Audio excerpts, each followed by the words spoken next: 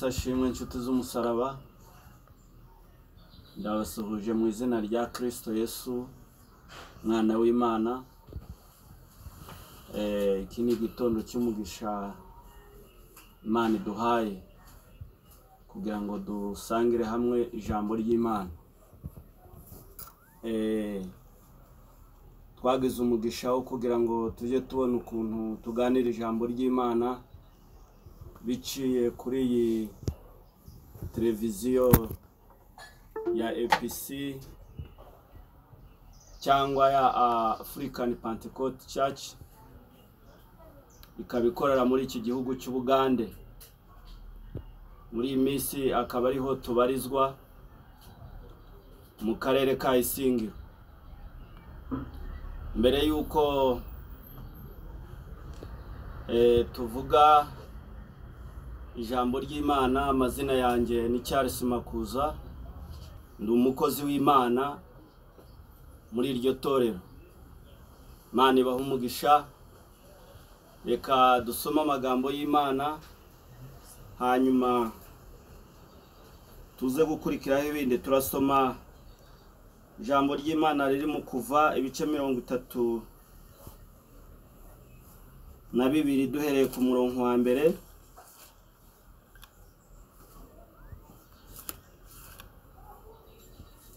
Ni ijambo rivuga ngo abantu babonye Mose atinze ku musozi, atinze kumanuka wa musozi, bateranira kuri Aroni baramubwira bati, haguruka uturemere imana yo kutujana, yo kutuja imbere, kuko wa wundi Mose umuntu wadukuye mu gihugu cya Egiputa tutazi icyo yabaye. Haleluya. Mana nishimwe cyane. Mbere na mbere yuko tuvuga kuri ijambo ry'Imana, reka tubanze dusenge, duce bugufi dusenga Imana.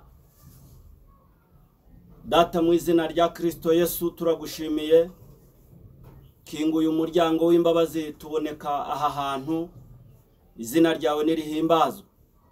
Uwiteka Imana Nyiringabo, turahangaha kuko wabyemeye, turavuga ibingibi kuko wabyemeye. Nubihimbarizwe mwami Imana yacu.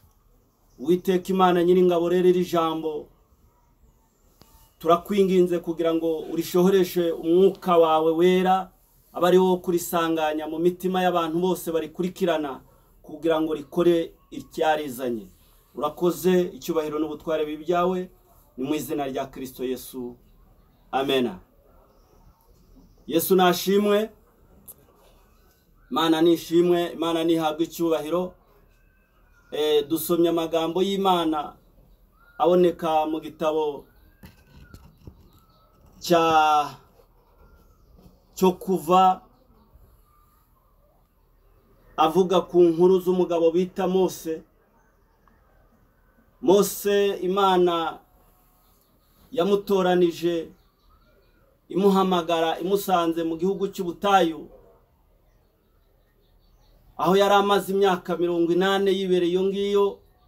Yamaze imyaka 40, akwije 80, Imana iramugenderera. Mugenderera iri imwiyereka mu gihuru cyaka nk'umuriro kandi kidashya. Iramubwira ngo ndashaka kugutuma. Yashaka kumwereka imbaraga zayo ubwo yabonaga igihuru cyaka kandi kidashya. Yashaka kumwereka imbaraga z'Imana. Aravuga ngo ndiye ndi muntu ki wajya kwa Farawo. Iramubwira ngo ya kwa Farawo si ikibazo, ngewe nzikorera kuko ndi Imana. Ni ngewe uzakora, ntacyo uzavuga, ni ngewe uzakora. Imana itangira kumwereka ibimenyetso. Yaratangiye gutinya kuko kwa Farawo yarahazi, yahabayeho igihe kirekire. Yabayeho imyaka 40, yakoreye, yize amashuri, yiga amashuri ya gisirikari. Izo ni inkuru ndende umuntu atajamo, ariko yatinyaga uburyo yarahazi kuko yabayeyo. Imana irangije iramubwira ngo witinya njyewe ndi kumwe nawe. Rangije iramubaza ngo mbese ufite iki mu ntoki? Arayibwira ati mfite inkoni. Rangije arayibwira ati ishire hasi. Ayishize hasi ihinduka inzoka. Maze guhinduka inzoka agira ubwoba, Uwiteka aramubwira ngo ifate umurizo. Maze kwifata umurizo ihinduka inkoni.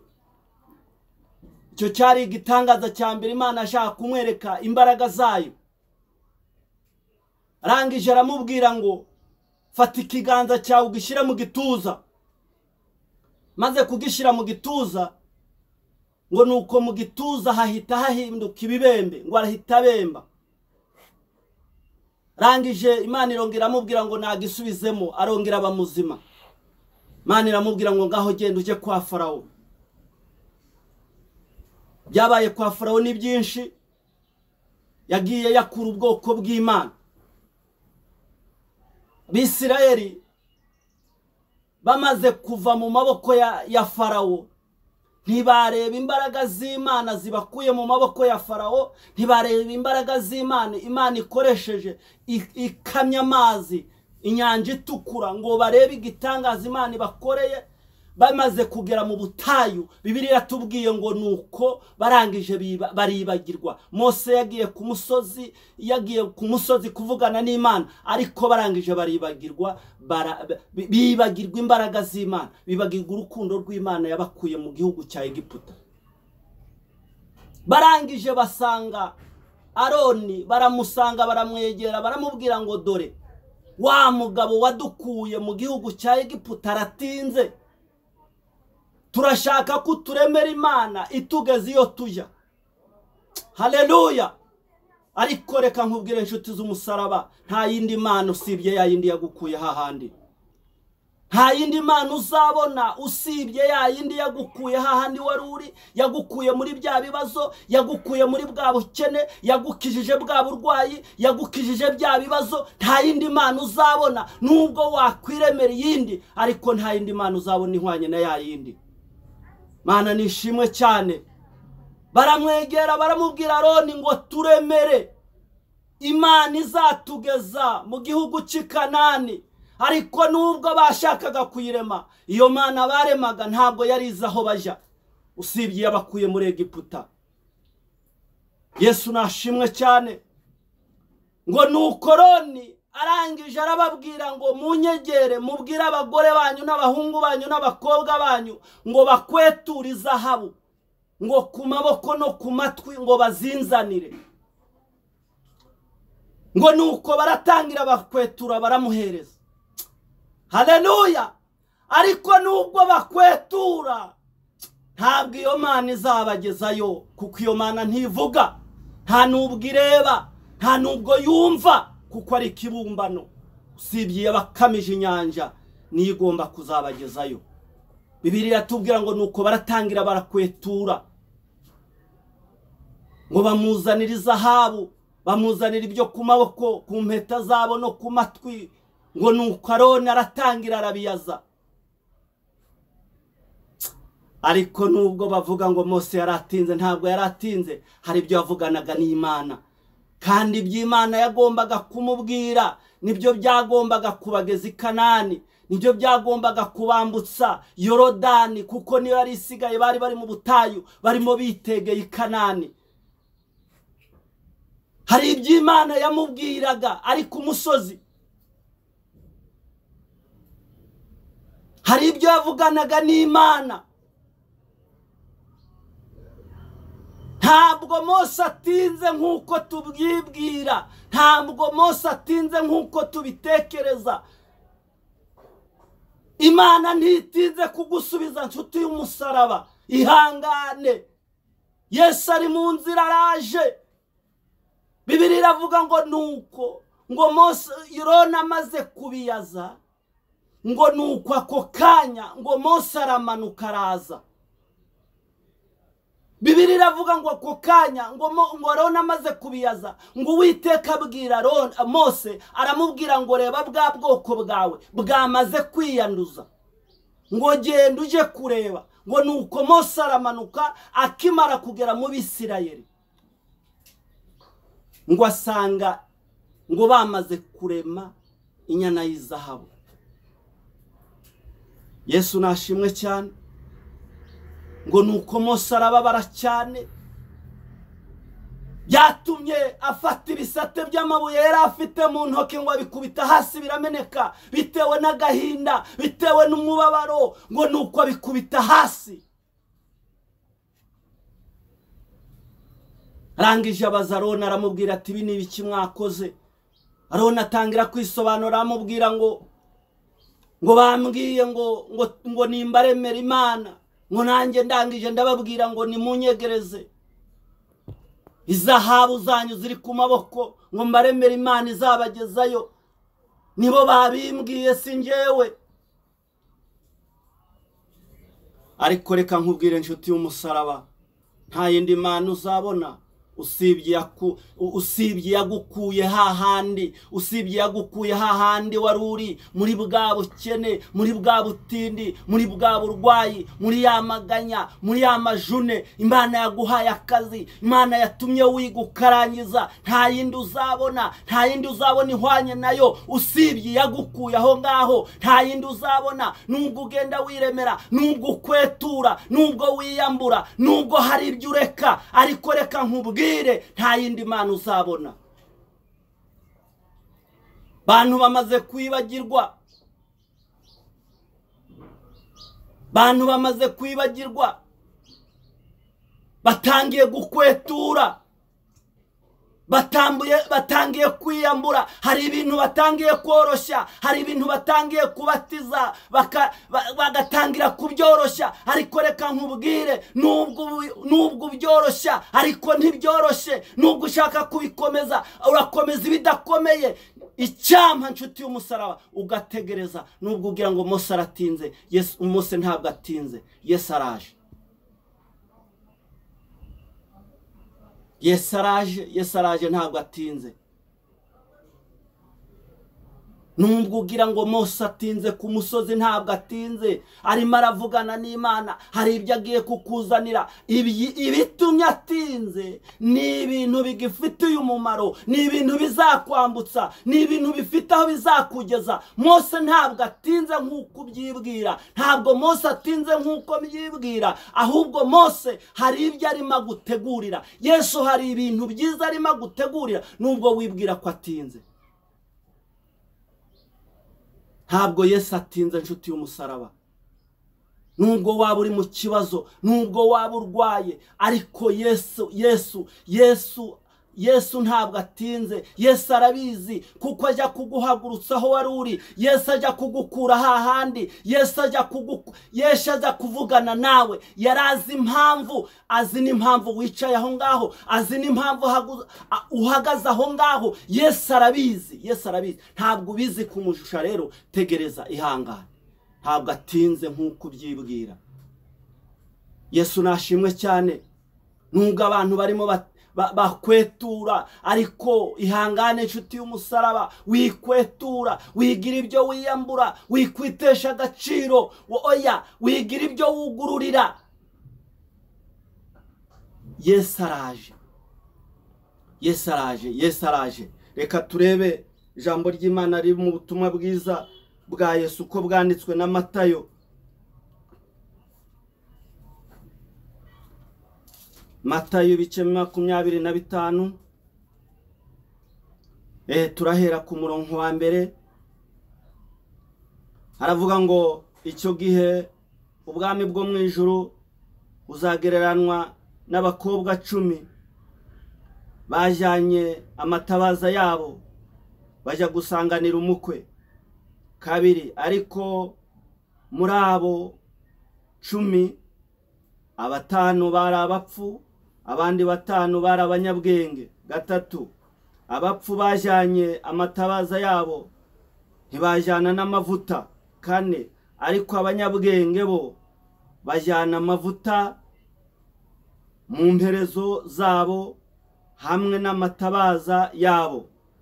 5 umukwe atinze, haleluya, ngo bose barahunikira. Mana nishimwe cyane. Umukwe atinze bose barahunikira. umukwe nubwo atinze ariko ari mu nzira, kuko umukwe arimo aritegura, umukwe barimo baramuboneza, umukwe arimo arambara, umukwe ntabwo atinze. Ashobora kuba atinze kuri wowe ariko we arimo aritegura. Bibiliya iratubwira ngo umukwe atinze bose barahunikira. 6, ariko nijoro mu gicuku habaho urusaku ngo umukwe araje, nimusohoke mumusanganire. 7, maze ba bakobwa bose bahaguruka baboneza amatabaza yabo. Yesu nashimwe cyane. Bose barahaguruka, ariko nubwo bose batumiwe, nubwo bose bahagurutse baboneza amatabaza yabo, ariko bose siko bamusanganira.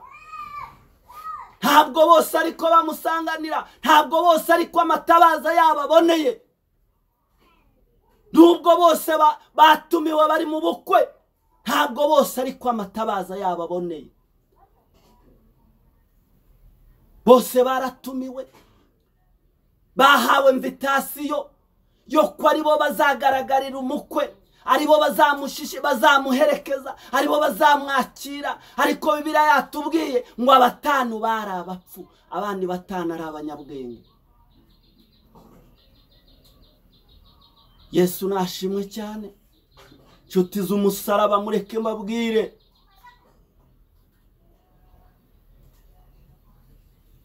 ngo nuko barahaguruka baboneza amatabaza yabo, ngo 5 bo ngo amatabaza yabo ntiyaka, ngo kuko mu mperezo zabo nta n'amavuta yararimo, ngo ariko 5 b'abanyabwenge baboneza amatabaza yabo bafite n'amavuta. Ngo nuko mu gicuku cya nijoro 5 hatubwiye ngo umukwe atinze, ngo bose barahunikira.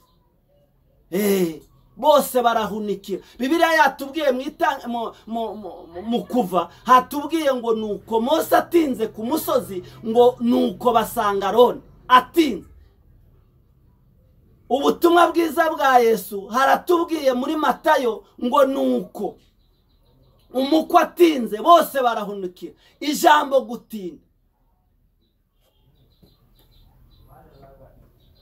iyo dusomye mu Itangiriro haratubwira ngo nuko mu isaha ya 9 ngo igeze, ngo nuko Aburahamu afatwa n'ibitotsi. Ku isaha y'ikirengarenga Aburahamu afatwa n'ibitotsi. Niko Bibiliya itubwira, Itangiriro 16. Ku isaha ya 9 ngo nuko afatwa n'ibitotsi arasinzira, ngo inkongoro ngo ziza zikora ku gicaniro. Nshuti z'umusaraba, Yesu nashimwe cyane. Gutinda kwa Mose, gutinda k'umukwe, ihangane. Hari birimo bitungana, kandi bitunganwa birimo biragutunganirizwa. Umukwe arimo arambara, umukwe ari mu rwambariro. Nubwo yageze gishaha y'igicuku, ariko yarari mu rwambariro. Bibiliya yatubwiye ngo isaha y'igicuku ngo igeze, ngo bumva urusaku, ngo kuko umukwe aje, ngo umukwe araje. Ariko abari biteguye binjiranye nawe. Imana nishimwe cyane. Abari biteguye binjiranye nawe. Birasaba ko witegura, nanjye nkitegura, ugahora witeguye. Kuko utazi umunsi cyangwa igihe, niko Bibiliya itubwira, ngo ntabwo tuzi umunsi cyangwa igihe.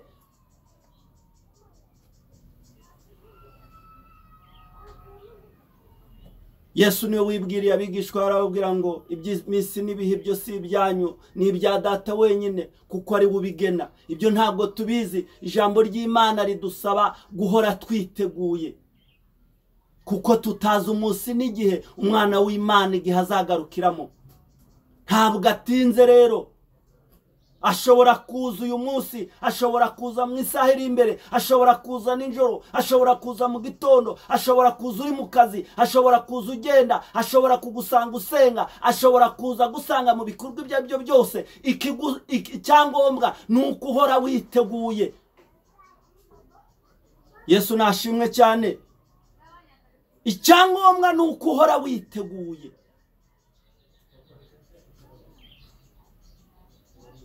Yesu nashimwe cyane. Jambo ry'Imana ryatubwiye ngo Mose atinze ku musozi. Ntabwo Mose atinze ngo nuko umukwe atinze ngo bose barahunikira. Nshuti y'umusaraba, urebye muri iki gihe benshi barahunikiye. Benshi bari kuvuga ko Yesu atinze, ariko ntabwo atinze. Benshi barimo barorosha. Benshi hari ibintu bamaze gukwetura, barimo barakwetura. Bakavuga ngo Imana ireba mu mutima, ngo Imana ireba mu mutima, ngo agakiza kwabo mu mutima. Reka mbyemere. Ariko niba kaba mu mutima, boneza amatabaza yawe.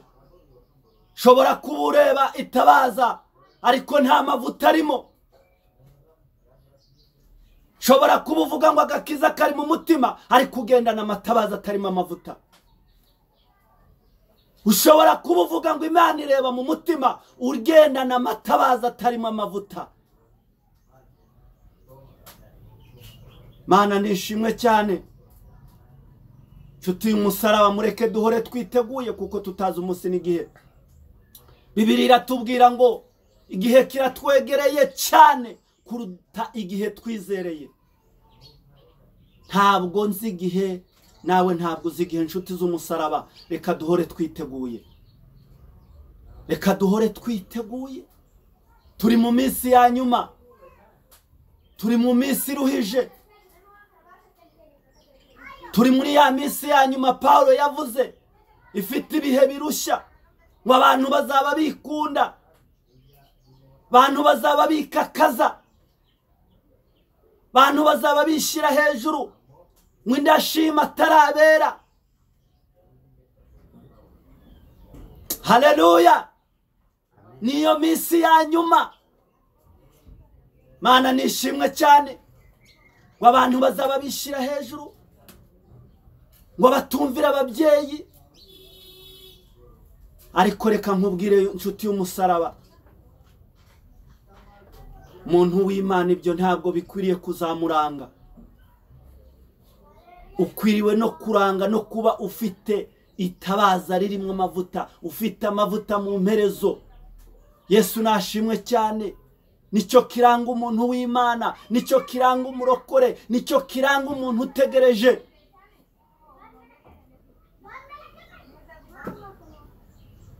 Iyo minsi ntikagusohorere nshuti z'umusaraba. Iminsi ya nyuma, iminsi y'ubuhenebere. Bantu barimo bakwetura, bantu bamaze kudefuriza agakiza, bakavuga ngo Imana nta kipfana n'ibi. Ariko Imana hari ibyo ishingiraho. Imana hari ibyo ireba.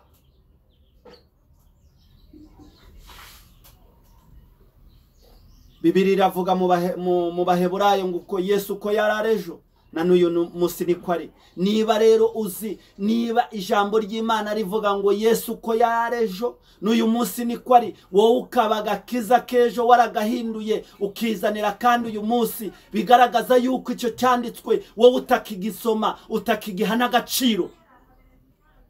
Yesu ntahinduka. Yesu ni wa wundi. Uko yaguhamagaye ari na n'uyu munsi niko ari. Yesu ntahinduka. Ikibazo abantu barimo barapirata agakiza. Ntabwo Yesu ahinduka. Ntabwo Yesu ahinduka. Yesu uko yararejo n'uyu munsi niko ari. Nitwe duhinduka. Nshobora guhinduka, wowe ugahinduka. Yesu ntahinduka. Yesu ntahinduka nshuti z'umusaraba. Nubwo mushaka koroshya, ntabwo Yesu yoroshya ubuzima. Yesu uko yaguhamagaye nuko, Yesu uko twamubonye nuko, uko wamubonye muri 2 nuko Yesu ari 2005 Yesu nuko. Ntabwo rero Yesu wo muri 2 hari Yesu wo muri 2021. Oya, Yesu uko yararejo na n'uyu munsi niko ari. Ntukabone uko uhinduka ugire ngo na Yesu arahinduka. Oya, Yesu uko yararejo na n'uyu munsi niko ari. Nshuti y'umusaraba, nakubwiraga ko Yesu adatinze. Yesu ntatinze nk'uko tubyibwira. Yesu ntabitinze nk'uko nabyibwira. Ushobora kubona kuko uri mu kibazo cyangwa uri ku kigeragezo cyangwa uri ku musozi utishimira, ukabona ko Yesu atinze, ariko ntatinze. Yesu araje. Mose hari ibyo bari kumubwira, Yesu hari ibyo ari kwakira. Mose araje, ntabwo atinze ku musozi. Yesu arimo araza. Yesu ntabwo atinze. Umukoraje inshuti z'umusaraba, turi mu gihe cya nyuma. Wihangane, turi mu gihe cya nyuma, ihangane. Yesu araje, umukoraje. Tugeze mu masaha y'ikirengarenga, amasaha agoye. Twavuze ku nkuru za Aburahamu, yahereye mu gitondo arindi gicanira, agera saa 5 saa 6, agera ku masaha y'igicamunsi izuba rimukubise, wenda n'inzara kuko yararimo arwana n'inkongoro. Amasaha y'igicamunsi aragoye, ariko ihangane. Yesu araje kuko bugiye kwira, ariko ihangane kuko buri muntu wese azahembwa kuko yihangane. Yesu nashimwe cyane. Yesu nahimbazwe. Turimo turegera ku musozo nshuti z'umusaraba. Nakubwiraga ngo Yesu ntatinze nk'uko ubyibwira, Yesu ntatinze nk'uko mbyibwira. Yesu araje. Reka gukwetura, reka kwiyambura ubwiza bwawe, reka kwiyambura icyubahiro cyawe, reka kwiyambura agaciro kawe. Imana yaguhaye ubwiza, Imana yaguhaye icyubahiro, Imana yakuvuzeho, Imana yavuganye nawe. Reka kubiterera hasi, reka kubireka. Yesu araje nk'uko ubitekereza. Reka kwiyambura, reka gukwetura, reka kuvana mu iby'agaciro Imana yaguhaye. Yesu araje. Yesu nashimwe cyane. Gukwetura ni ukwiyambura iby'Imana yaguhaye. Imana yaguhaye ijambo, Imana yaguhaye ubuhanuzi, Imana yaguhaye agaciro, Imana yakuvuzeho, Imana yagusize amavuta. Reka gukwetura. Ntabwo Yesu atinze, ntabwo Mose aheze ku musozi. Mose araje. Reka gukwetura. Haleluya. Ntabwo atinze. Iyo Mana si izakugezayo. Bantu barimo bariremera Imana, ariko ni Imana zitavuga, ni Imana zidakora. Ntabwo ari Imana yaremye ijuru n'isi nk'uko abantu babyibwira. Reka gukwetura nshuti y'umusaraba. Reka kwitesha agaciro, reka kwiyambura ubwiza bwawe. Imana ikubonamo uw'umumaro. Imana ireba imbere yawe, kabona ari heza, kabona izagukoresha, ikabona hari ibyo izagukorera, kuko hari ahantu yagukuye kandi hari ahantu imaze kukugeza. Reka kwiyambura, reka kwiyambika ubusa imbere y'Imana. Reka gukwetura. Bibiliya yatubwiye ngo nuko barakwetura, ngo bazanira Aroni, ngo nuko Aroni abiyazamo ikimasa, abiyazamo inyana. Reka gukwetura, kuko nukwetura nukwambara ubusa, nukwitesha agaciro imbere y'Imana. Imbere y'Imana uri uw'umumaro. Haleluya. Yesu nashimwe cyane. Reka twegere umusozo nshuti z'umusaraba. Nakubwiraga ngo reka kwiyambura, reka kwitesha agaciro. Yesu araje.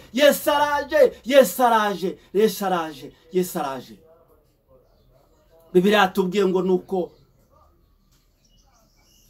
ngo umukwe atinze, ngo bose barahunikira. Bantu barahunukiye muri iyi minsi, ariko nshuti y'umusaraba, nukanguke. Ukimara kumvira ijambo, ukanguke umenye yuko ijoro rirakuze kandi burenda guca. Niko Bibiliya itubwira. Umukwe araje, kuko igicuku kirageze. Umukwe araje. Boneza amatabaza kandi amavuta yashire mu imperezo. Yesu araje nshuti z'umusaraba. Mwese nabasangizaga kuri ijambo ry'Imana, babwira ngo Yesu araje. Yesu ntabwo atinze, Yesu araje, turi mu minsi ya nyuma. Mwihangane, Yesu araje. Ureke kwiyambura, ureke kwitesha agaciro. Yesu araje. Mana nibaha umugisha. Umuntu ari we wese wadukurikiye cyangwa uzaje udukurikira, Mana imuhe umugisha. Kandi nawe nubwo waba ubonye iki cyigisho, wakigeza no ku nshuti yawe, ukamubwira ngo Yesu araje. Yesu aragukunda, kuko Yesu yagukuye muri Egiputa. Arimo arakujyana i Kanani, arakujyana mu masezerano, arimo arakujyana mu bwiza, arakuvana mu bwiza akujyana mu bundi, arakuvana mu bubata, arakuvana mu buretwa, arakujyana muri gakondo, arakujyana mu gihugu cy'amasezerano. Reka kwiyambura, reka kwitesha agaciro, kuko uri umumaro imbere y'Imana. Yesu nashimwe cyane. Mana ibaha umugisha. Reka dusoreza aha ngaha, tuzasubira ubutaha. Imana ibaha umugisha. Reka dusoze dusenga Imana. Urakoze Mana yacu, cyubahiro n'ubutware bibi byawe. Uri Uwiteka, niryo zina ryawe. Uri Alufa na Omega, kabitangiriro n'iherezo. Zina ryawe nirihimbazwe. Mavi yose nagupfukamire, ndimi zose zaturekura umwami. Uri ibyiringiro by'abakwizeye, kandi ijambo ryawe rirambwira ngo abakwiringiye ntibazakurwa n'isoni. Zina ryawe nirihimbazwe. Turagushimiye mwami kubw'uyu mwanya wari uduhaye wo kugira ngo tuvugire imbere yawe. Urakoze, urakarama, cyubahiro n'ubutware bibi byawe, ni mu izina rya Kristo Yesu. Amen. Mana ibaha umugisha.